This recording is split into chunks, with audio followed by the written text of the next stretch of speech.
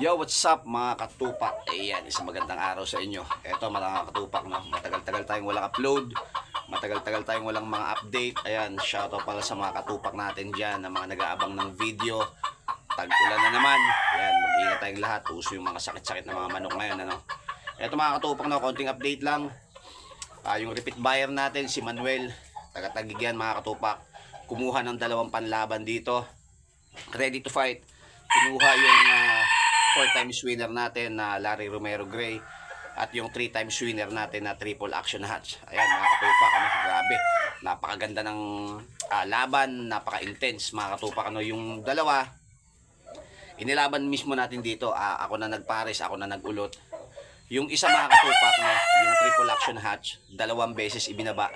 Kasi yung kalaban namimilay. So talagang hindi na kayang pilitin. So inayaw na, hindi na pinaakyat ng ruweda ng management. So ang napalaban lang yung 4 times winner natin na Gray. Ayan mga katupak, grabe.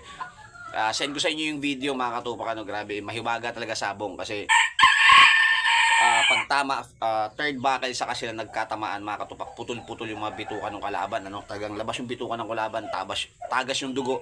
Yung manok natin wala pang sugat mga katupak, pero talagang mahiwagan sabong mga katupak. So in short, tumabla pa. So tumabla pa yung laban. Ayan, sa mga bago mga kapanood nito, chat nyo ako sa messenger ko, King Pac, King space PAC. Yan, chat nyo ako dyan para mapanood nyo yung mga video ng laban natin.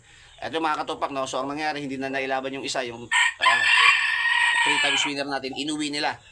So nung Sabado mga katupak, inilaban, ayan mga katupak, no, apak tari lang. So ayan, parang sa Paranaque yata nila inilaban or sa Ilorde, basta parang ganon. So send nyo lang sa akin, sa mga nakaalam na sabungan, may kita nyo.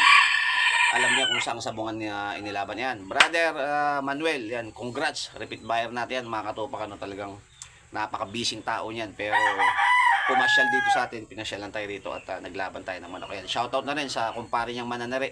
Ito, kilala to na nagpapalaban sa sabungan ng Roligon, nagpapalaban sa Pasay. Yan, si Boss Enzo.